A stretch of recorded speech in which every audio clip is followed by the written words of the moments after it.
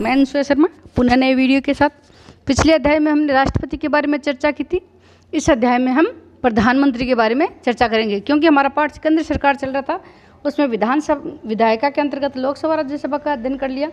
अब कार्यपालिका के अंतर्गत राष्ट्रपति का अध्ययन करने के बाद अब प्रधानमंत्री का अध्ययन करेंगे। तो भारत में संसदीय शासन व्यवस्था अपनाई गई है, और संसदीय शासन व्यवस्था में सबसे इम्पोर्टेंट स्थान, सबसे महत्वपूर्ण स्थान यदि किसी का है तो वो है प्रधानमंत्री है वो संविधान रूपी या शासन रूपी जो वृत्तखंड है अपनी, उसकी आधारशिला है, और यह मंत्रिमंडल की मुख्य आधारशिला है। कहते हैं कि यह जो राज्य रूपी जहाज है उसका चालक यंत्र यही है, मतलब मैन ड्राइवर और स्टीयरिंग यही है। इसकी नियुक्ति कौन करता है? प्रधानमंत्री की राष्ट्रपति करता है। अब देखो प्रधानमंत्री की शक्ति और कार्य, और भारत के संविधान के अनुच्छेद 74 में इसकी व्यवस्था की गई प्रधानमंत्री की, कि राष्ट्रपति को सलाह देने के लिए एक मंत्रिपरिषद होगी और उस मंत्रिपरिषद का अध्यक्ष वो प्रधानमंत्री होगा। तो अनुच्छेद 74 में इसकी व्यवस्था हमने की है। अब देखो प्रधानमंत्री की कार्य और शक्तियों में सबसे पहले मंत्रिपरिषद का निर्माण।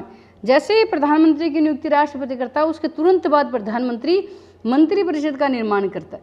तो मंत्रिपरिषद का निर्माण करना इसका मुख्य कार्य है। वैधानिक सीमा के अंतर्गत कितने मंत्री होंगे, कौन कौन मंत्री होंगे, और किस मंत्री को कौन सा विभाग दिया जाएगा, इस सारे का ये सारे कार्य प्रधानमंत्री के द्वारा ही किया जाता है। दूसरा है मंत्रियों में विभागों का बंटवारा और परिवर्तन।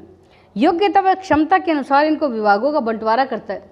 फिर भी यदि कोई मंत्री है वो सही ढंग से कार्य नहीं कर रहा है, या उसके मान लो प्रधानमंत्री को उसका कार्य पसंद नहीं है, तो वो अपने विवेक के आधार पर उन विभागों में परिवर्तन भी कर सकता है। मंत्रिपरिषद का कार्य संचालन। अब कार्य संचालन में आता है कि मंत्रिमंडल की बैठकों की अध्यक्षता करना और समस्त कार्यवाही का संचालन करना। समस्त कार्यवाही का संचालन यही करते हैं।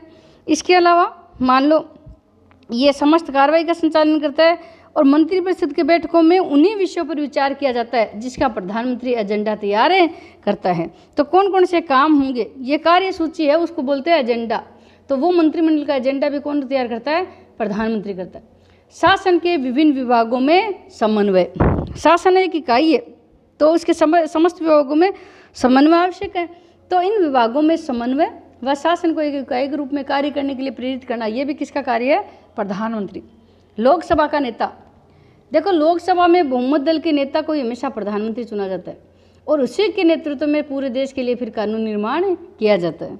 तो लोकसभा में ये नेता होता है, और वार्षिक बजट सहित सभी सरकारी विधेयक है उसके निर्देशानुसार ही तैयार होते हैं। तो लोकसभा में बहुमत का नेता प्रधानमंत्री होता है। इसके अलावा राष्ट्रपति व मंत्रिमंडल के बीच समन्वय स्थापित करना। प्रधानमंत्री क्या करता है कि जो सार्वजनिक महत्व के मामलों में राष्ट्रपति से प्रधानमंत्री ही संपर्क स्थापित करता है, और मंत्रिमंडल के निर्णयों से फिर राष्ट्रपति को अवगत कराता है कि अमुक मंत्री ने, मान लो शिक्षा मंत्री ने ये निर्णय लिया है शिक्षा के लिए, तो वो सारे इसी से अवगत कराता है। और राष्ट्रपति ने यदि कोई परामर्श दिया है तो राष्ट्रपति के परामर्श से मंत्रियों को अवगत कराना भी प्रधानमंत्री का ही कार्य है। इसके अलावा विभिन्न नियुक्ति में परामर्श देना। राष्ट्रपति जो भी नियुक्ति करता है, व्यवहार में उन नियुक्ति के पीछे प्रधानमंत्री और उसके मंत्रिमंडल का ही हाथ होता है, और उसी के परामर्श से ही नियुक्ति की जाती है। तो कार्यपालिका में ये वो प्रधानमंत्री। अब थोड़ा सी चर्चा कर लेते हैं मंत्रिपरिषद कि मंत्रिपरिषद क्या है। तो आपको मैं बता दूं कि भारतीय संविधान के अनुच्छेद 74 में भी मंत्रिपरिषद की व्यवस्था है और प्रधानमंत्री दोनों की है। लिखा हुआ है कि राष्ट्रपति को उसके कार्यों के संपादन में सहायता एवं परामर्श देने के लिए मंत्रिपरिषद होगी। अब मंत्रिपरिषद का वर्णन आ गया, जिसका अध्यक्ष प्रधानमंत्री होगा। तो प्रधानमंत्री का और मंत्रिपरिषद का दोनों का वर्णन है वो अनुच्छेद 74 में। अब राष्ट्रपति एक संवैधानिक निकाय है। संवैधानिक क्या अर्थ है? ये काम नहीं करते, ये किसी की सलाह से काम करते हैं, नाम मात्र के अध्यक्ष, और उसके समस्त कार्य व्यवहारिक रूप से मंत्रिपरिषद के द्वारा ही किए जाते हैं। प्रधानमंत्री के सारे कार्य वो मंत्रिपरिषद के द्वारा ही किए जाते हैं। अब देखो मंत्रिपरिषद का गठन कैसे होता है। तो जैसे मान लो प्रधानमंत्री की नियुक्ति कौन करता है? राष्ट्रपति करता है। प्रधानमंत्री की नियुक्ति राष्ट्रपति करता है, और अन्य मंत्रियों की नियुक्ति प्रधानमंत्री के परामर्श पर राष्ट्रपति करता है। मतलब प्रधानमंत्री ने कह दिया कि मेरे विभाग में ये व्यक्ति होंगे, तो उन्हीं की नियुक्ति राष्ट्रपति करता है। अब राष्ट्रपति है वो क्या, उसके मान लो सारे काम राष्ट्रपति के, क्योंकि ये तो संवैधानिक है, इसलिए सारे काम है वो मंत्रिपरिषद और प्रधानमंत्री मिलकर करते हैं। मंत्रिपरिषद में 3 प्रकार के मंत्री होते हैं, कैबिनेट मंत्री, राज्य मंत्री और उप मंत्री। तो जो कैबिनेट मंत्री होते हैं ये अपने विभाग के प्रधान अध्यक्ष होते हैं, जैसे पेट्रोलियम मंत्री, गृह मंत्री, वित्त मंत्री, ये अपने विभाग के प्रधान होते हैं। दूसरे होते हैं राज्य मंत्री। राज्य मंत्री कई बार तो स्वतंत्र प्रभाव होते हैं, लेकिन ये कैबिनेट के बीच के कैबिनेट से दूसरी श्रेणी में आते हैं, और इनकी स्थिति है वो कैबिनेट मंत्री और जो उप मंत्री इन दोनों के बीच की होती है। कभी कभी इनको क्या है कि कोई विभाग है उसको स्वतंत्र प्रभाव भी दे दिया जाता है। अब प्रधानमंत्री क्या करता है, जैसे कैबिनेट की बैठक होते हैं तो सारे मंत्री जाते ही हैं। अगर प्रधानमंत्री ने कह दिया आज कैबिनेट की बैठक है तो सारे मंत्री उपस्थित होंगे, कहने की आवश्यकता नहीं है। लेकिन राज्य मंत्री तभी उपस्थित होते हैं जब उनको बुलाया जाता है, और उप मंत्री है वो इनको सहायता देने के लिए होते हैं, निम्न श्रेणी के होते हैं। ये क्या करते हैं कि जो बड़े मंत्री होते हैं उनके अधीन रहकर कार्य करते हैं। इसकी अब देखो कैबिनेट मंत्री हो ही गए। अब है कि प्रधानमंत्री, मान लो मंत्रिपरिषद के क्या क्या कार्य हैं, तो थोड़े से मंत्रिपरिषद के कार्य देख लेते हैं कि ये जो मंत्रिपरिषद है, प्रधानमंत्री मंत्रियों का नियुक्ति करता है, सभी मंत्रियों में कार्य का विभाजन प्रधानमंत्री के द्वारा ही किया जाता है। मंत्रियों में यह योग्यता है कि वह संसद के किसी भी सदन का सदस्य हो। योग्यता क्या है मंत्रियों के लिए, कौन व्यक्ति मंत्री बन सकता है कि संसद के किसी भी सदन का सदस्य होना चाहिए।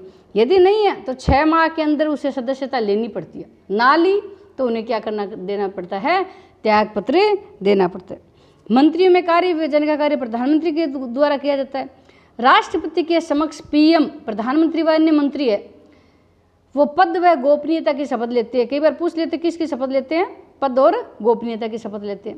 मंत्रियों का कार्यकाल निश्चित नहीं है, जब तक लोकसभा में विश्वास है तब तक तो वो मंत्री बने रहते हैं, अन्यथा उनको अपने पद से त्याग पत्र देने पड़ते हैं। और सामान्यतः ये मानते हैं कि मंत्रिपरिषद वो अधिक से अधिक लोकसभा के कार्यकाल तक अपने पद पर बने रहते हैं। अब लोकसभा का कार्यकाल 5 वर्ष है तो 5 वर्ष तक वो पद पे बने रहते हैं। अब आता है अपने यहाँ मंत्रिमंडल, जो कैबिनेट होता है ना, जिसकी अभी हमने चर्चा की, कैबिनेट मंत्री, वो होता है मंत्रिमंडल। तो मंत्रिमंडल के क्या क्या कार्य हैं और इनकी अपने संसदीय व्यवस्था में क्या क्या है वो देख लेते हैं। तो अनुच्छेद 74 में यही कहा गया है कि राष्ट्रपति को उसके कार्यों में संपादन और सहायता परामर्श देने के लिए मंत्रिपरिषद होगी। तो मंत्रिपरिषद में सबसे उच्च स्तर के जो मंत्री हैं वो मंत्रिमंडल में आते हैं, कैबिनेट मंत्री में आते हैं। अब इसके कार्य और शक्तियाँ देख लेते हैं। राष्ट्रीय नीति का निर्धारण करना, मंत्रिपरिषद का पहला कार्य क्या है, राष्ट्रीय नीति का निर्धारण करना। ये मंत्रिपरिषद का सबसे इम्पोर्टेंट काम है। इसमें क्या करते हैं, मंत्रिमंडल ये निश्चित करता है कि आंतरिक क्षेत्र के प्रशासन में और वैदेशिक क्षेत्र के प्रशासन में दूसरे देशों के साथ हमारे संबंध कैसे होंगे, हमारी राष्ट्रीय नीति कैसी होगी, इन सब का निर्धारण कौन करता है, मंत्रिपरिषद। कानून निर्माण पर नियंत्रण, कानून निर्माण पर नियंत्रण कैसे कि भारत में संसदीय शासन व्यवस्था है, और संसदीय शासन व्यवस्था होने के कारण मंत्रिमंडल ही पूरे कानून का नियंत्रण करते हैं। अब कानून निर्माण में जैसे मान लो शिक्षा के क्षेत्र में कोई कानून बनाया है तो हमें पता है कि मंत्री है अपना शिक्षा मंत्री, वो ही पूरे कानून पर नियंत्रण रखेगा। तो कानून निर्माण पर नियंत्रण इनका हो गया। हमने कोई बजट संबंधी या वित्त संबंधी कोई काम किया तो पूरे कानूनों पर वित्त मंत्री का नियंत्रण हो गया। तो पूरे मंत्रिमंडल है उसके द्वारा विधि निर्माण का कार्यक्रम निश्चित किया जाता है, और मंत्री है वो ही क्या करते हैं, किसी विधेयक को संसद में पेश करते हैं। ये विधेयक है, इसको संसद में पेश भी कौन किए करते हैं, लगभग मंत्री ही करते हैं। इसके अलावा राष्ट्रीय कार्यपालिका पर सर्वोच्च नियंत्रण, अपने यहाँ जो कार्यपालिका है, अब देखो आपको बता देती हूँ कैसे कि अपने यहाँ मान लो वित्त मंत्री है। अब वित्त मंत्री के अंतर्गत ये अपने विभाग का क्या हो गया, वित्त मंत्री अध्यक्ष हो गया। अब वह क्या करेगा कि ये इसके अंतर्गत जितने भी सरकारी अधिकारी कर्मचारी काम करते हैं उन सब पे नियंत्रण ये वित्त मंत्री ही रखता है। तो कार्यपालिका हो गए या सारे कर्मचारी, तो उन पर नियंत्रण भी यही करते हैं। इसके अलावा चौथा जो है वो है वित्तीय कार्य। वित्तीय कार्य के अंतर्गत है बजट का निर्माण करना।